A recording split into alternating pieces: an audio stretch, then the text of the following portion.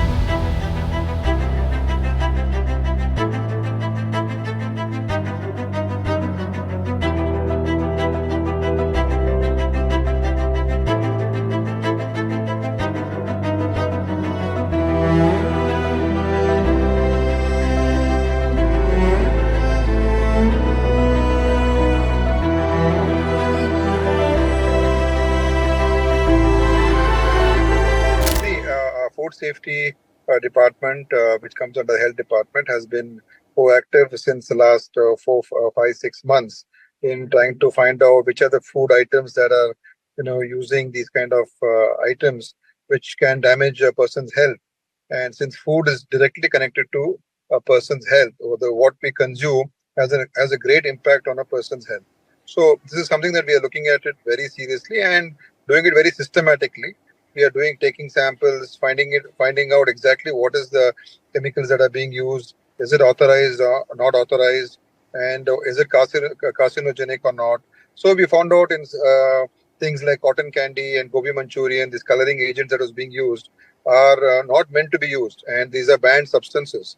Similarly, now in Pani Puri also, a lot of samples have been taken, and we have found that those chutneys and those sweet the khatta and meeta that they use, many of them contain unsafe chemicals in them, which causes damage if used on a if consumed on a regular basis. So we are taking action, and we will be taking action in banning the use of all this. And at the same time, we are warning the people that whoever does this in the future, we will implement the law in its full spirit. And whatever is there in the law to take action against them, we will take. Also, we are also creating awareness amongst the public that they should be aware, because ultimately this is in your hands. What you eat and where you eat and all that is ultimately in the individual's hands. So you be aware of what's happening and be a little bit more discreet, and will be a little bit more careful in when you go out, whether it's a restaurant or a street food vendor or wherever it may be.